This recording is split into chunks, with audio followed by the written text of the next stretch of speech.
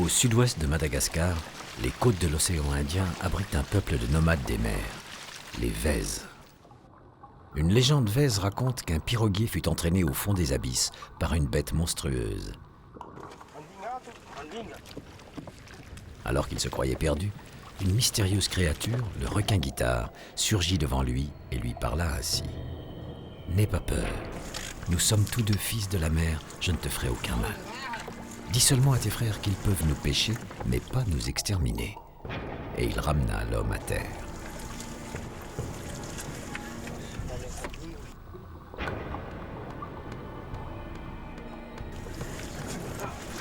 Depuis, pêcher le requin, c'est pour les Vèzes un acte prestigieux qui renoue l'alliance entre l'homme et l'animal.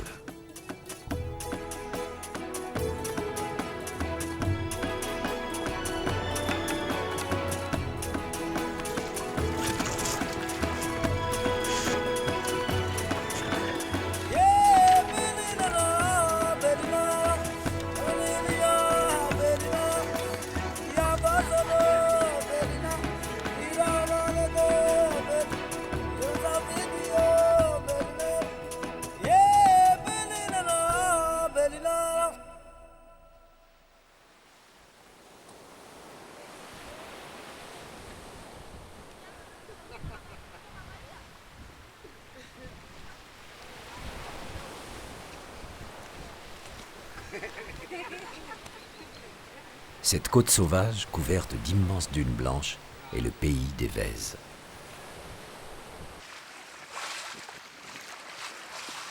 Jean-Louis est l'un des plus grands pêcheurs de requins de la côte. Plusieurs fois par an, il quitte son village de Tsiandam avec sa femme et ses deux piroguiers, Led et Bada, pour rejoindre Béengolo.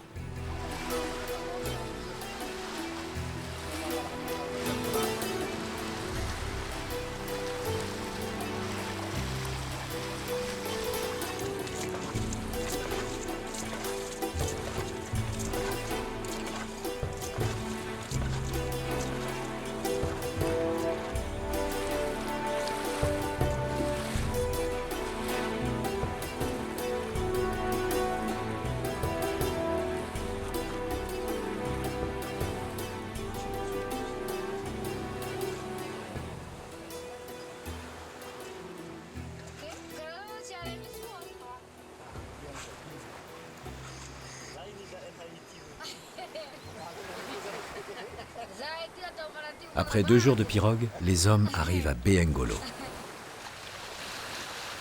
C'est un campement de pêcheurs. Les Vèzes ont choisi cet emplacement car il se situe en face de la passe à requins. Une passe est une ouverture dans la barrière de corail qui longe la côte. C'est le seul endroit pour poser les filets. Ces filets à requins sont ce qu'ils ont de plus précieux avec leurs pirogues.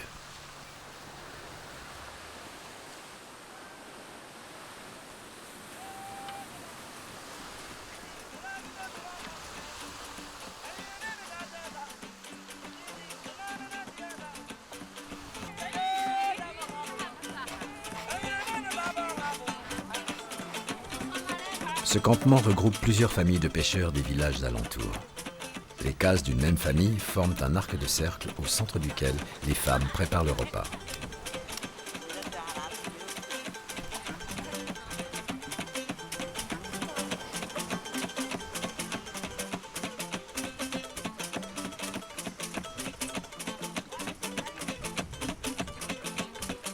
Les hommes sont contents de se retrouver entre eux. Ils ne se sont pas vus depuis longtemps. Les pêcheurs vont passer 2 longs mois ensemble.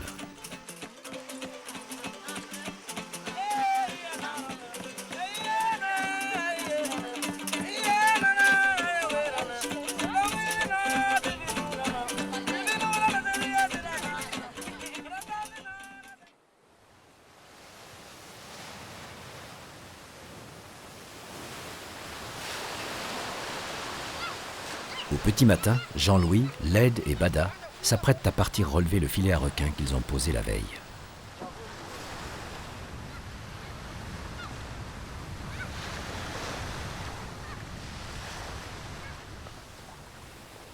Les Vèzes ont baptisé leur voile l'ail, ce qui signifie la fuite.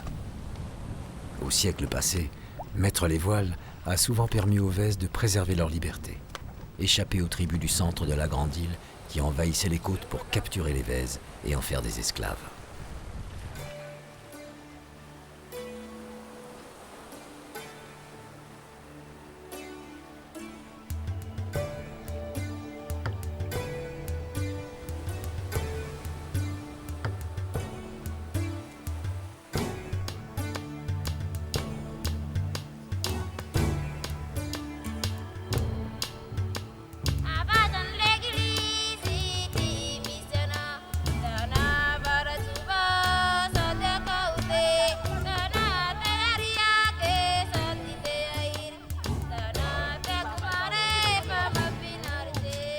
Dans cette région aride de Madagascar, il ne pleut que 4 jours par an.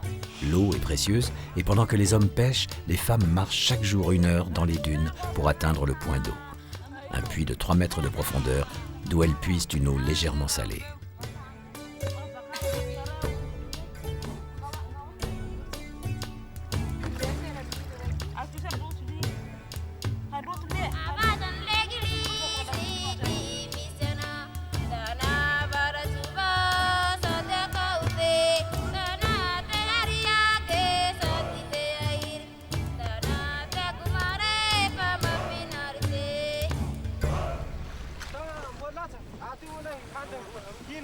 Relever le filet à requin demande à ces hommes beaucoup de courage.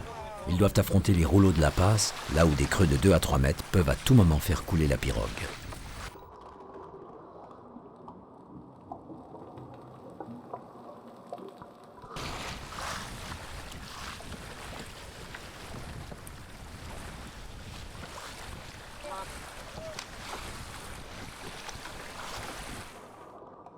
Il arrive que les pêcheurs perdent leur filet à cause des courants. Cette fois, il n'a pas dérivé trop loin. L'aide réussit à le libérer d'un bloc de corail.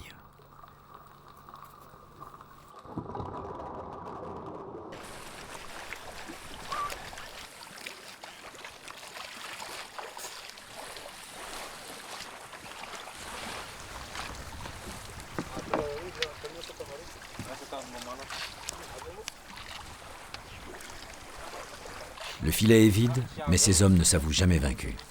Pêcher le requin demande de la persévérance. Ça fait 1 mois que personne n'en a pris au village.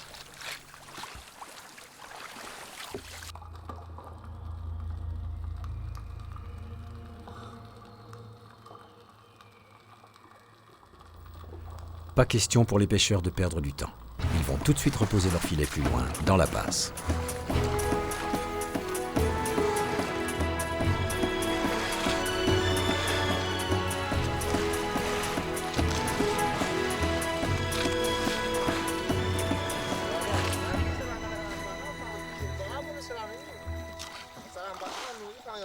La technique de la pêche au requin est simple. Les Vèzes posent un filet retenu au fond par 2 lourdes pierres et maintenu à la surface par des bouées. Les hommes appâtent les requins avec des poissons accrochés dans les mailles.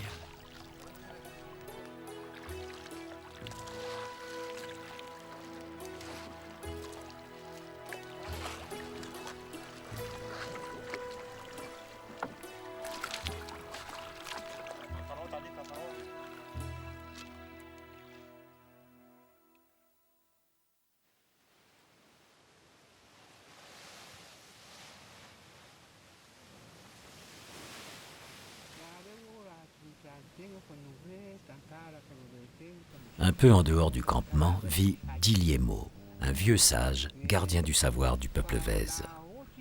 Il vit comme vivaient ses ancêtres, dans une tente faite avec la voile et le mât de sa pirogue, une technique que les Vèzes utilisent encore aujourd'hui quand ils se déplacent le long de la côte.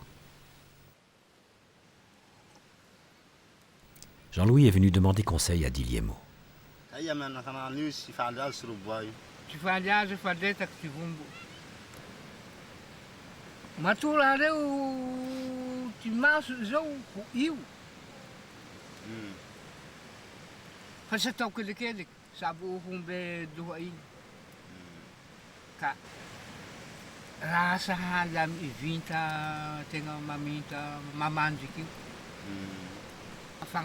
Fangahi hazoangazio zao kalahatsy zao no raha malagy kiro tandradra fa hahay mifonto amy halanta iny badibadiky ka Misy fandiry kamy. Mety.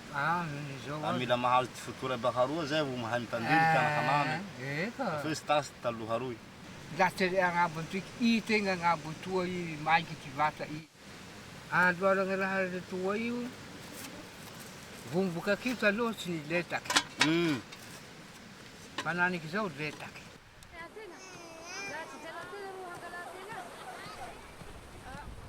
Ce matin, sur les conseils de Guillielmo, Jean-Louis répare sa pirogue. Les pirogues Vez sont fragiles. Leur durée de vie est de 3 à 4 ans. Pour les calfeutrer, ils font chauffer de la résine de forbe qu'ils récoltent sur un petit cyprès qui pousse derrière les dunes.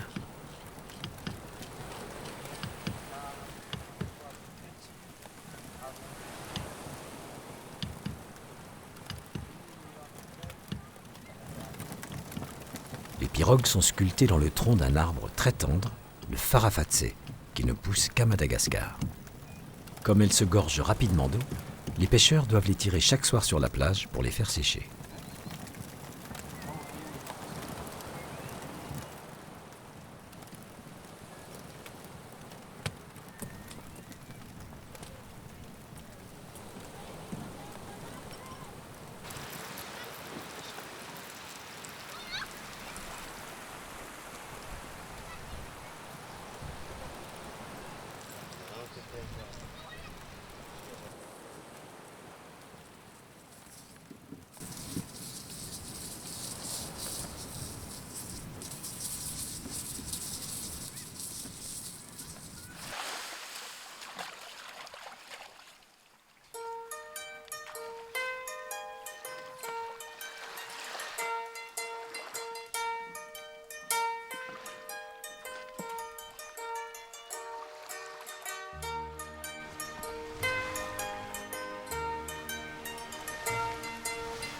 Dans leur langue, Vez signifie pagayeur. La pagaie est le dernier recours des pêcheurs quand la voile se déchire ou quand le mât se brise. Elle leur sert aussi de gouvernail.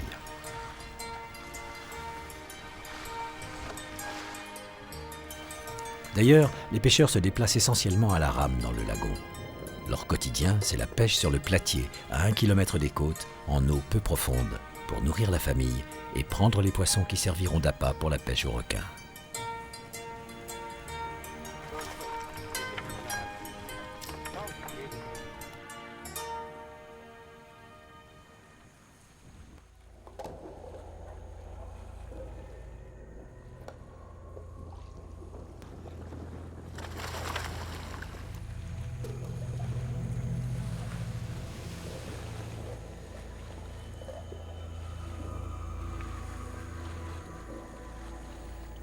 Au bord du platier, Bada pose un petit filet de nylon pour capturer de petits poissons, pendant que Jean-Louis frappe l'eau pour rabattre les prises.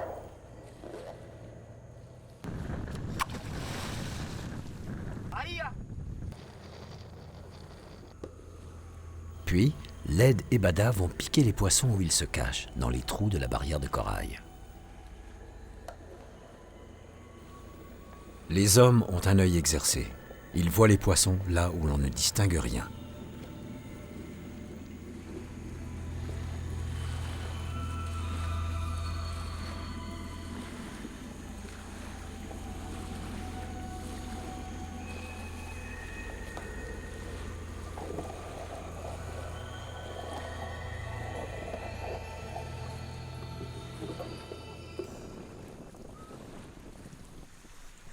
Certains poissons du récif ont l'arête dorsale et les nageoires hérissées d'aiguillons empoisonnés. Jean-Louis se méfie avant de s'en saisir.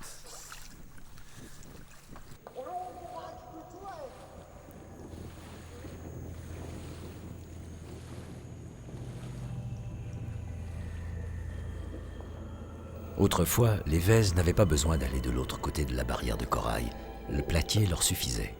Ils ramassaient des poulpes et des coquillages à marée basse. Et même si aujourd'hui ils posent des filets à requins en haute mer, les poulpes, très abondants dans le lagon, demeurent leur nourriture de base.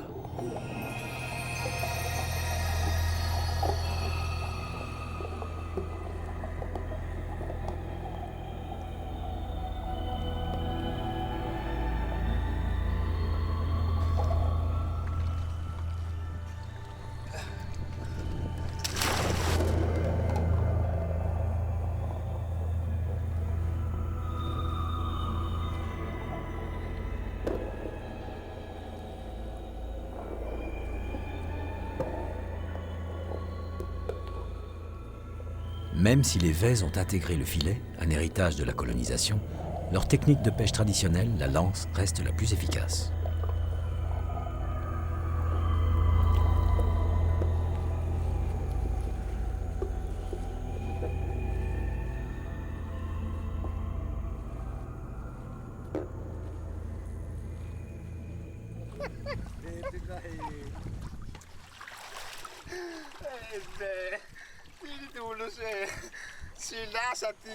Jean-Louis et ses hommes sont heureux.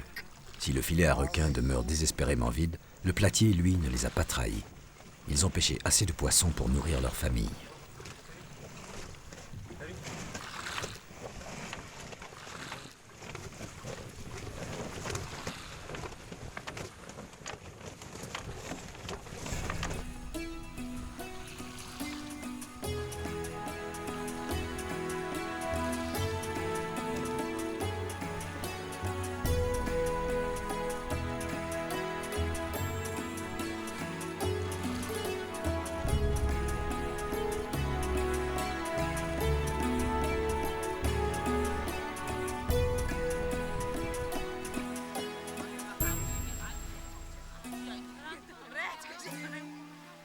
Pour conserver leur prise, ils les font sécher au soleil.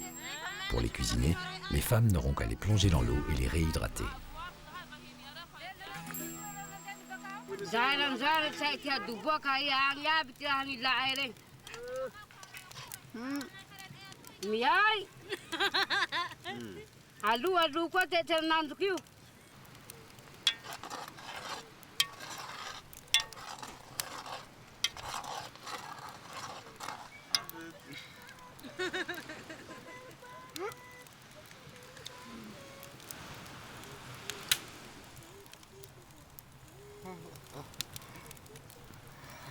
Malgré la soupe que lui a préparée sa femme, Jean-Louis reste soucieux parce qu'il n'a toujours pas pris de requin.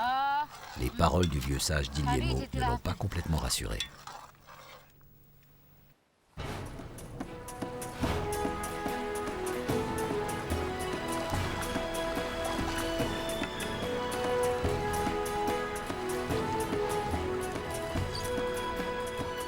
Le vent du sud s'est levé, celui qui souffle pour annoncer la mort d'un Vèze.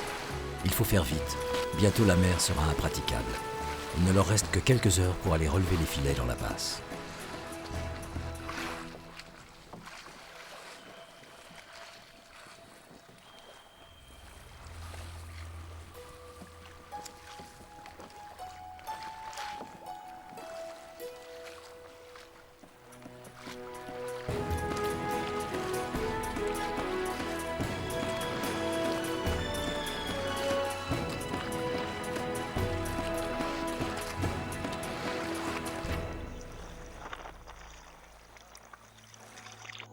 L'esprit du requin-guitare ne les a pas abandonnés. Cette fois, la prise est de taille.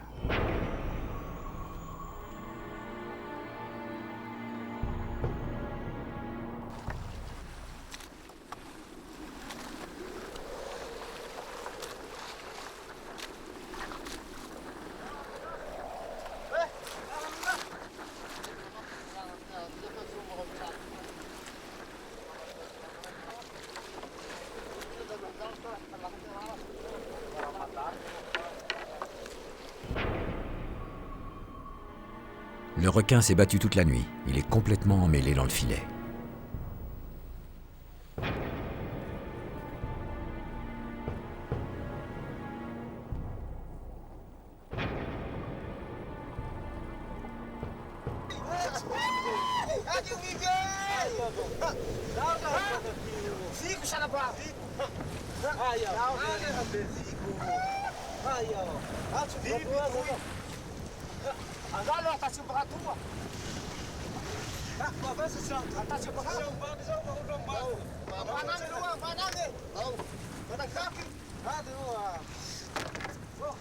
Les hommes découvrent un requin-marteau qui doit mesurer au moins 3 mètres et peser plus de 200 kilos. Le hisser dans la pirogue n'est pas une mince affaire.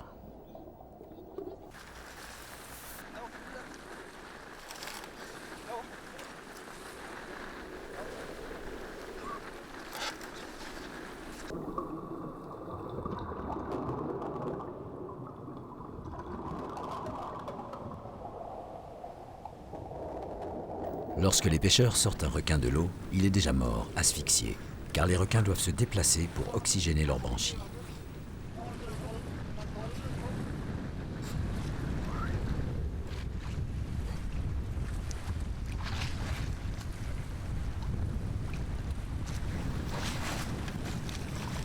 C'est une chance d'avoir fait cette prise aujourd'hui. La tempête qui s'annonce va immobiliser les pêcheurs pendant plusieurs jours. Il faut vite regagner Béhengolo parce que le vent devient violent. Jean-Louis et Bada mettent la voile en chauve-souris pour ne pas la déchirer ni briser le mât.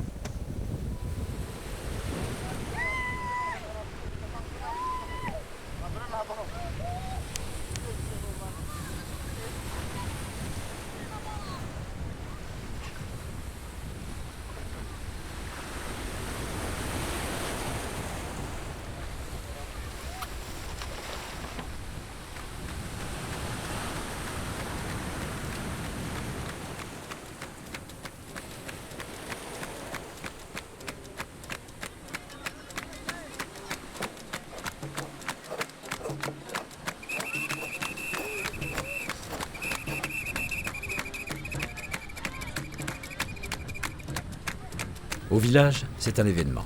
Ça fait des mois que les pêcheurs n'avaient pas pris une telle bête. Les hommes déposent le requin au cœur du campement où il va être partagé entre toutes les familles.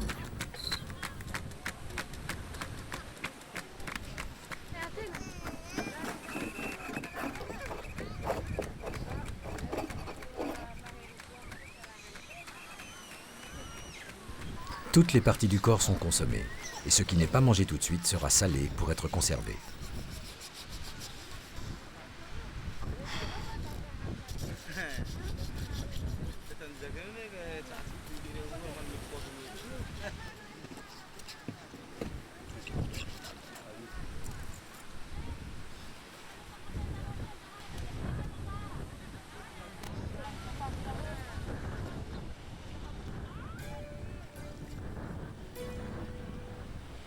Dans le requin, ce sont les ailerons qui rapportent le plus. Jadis, les Vèzes ne s'en souciaient pas, mais depuis quelques années, les collecteurs chinois en offrent un bon prix. Ils reviennent à Jean-Louis parce que la pirogue lui appartient. Il ira les vendre à la ville et rachètera une voile pour remplacer la sienne qui est déchirée. Ces voiles de coton qui symbolisent à elles seules la liberté et que les Vèzes appellent les ailes de la mer.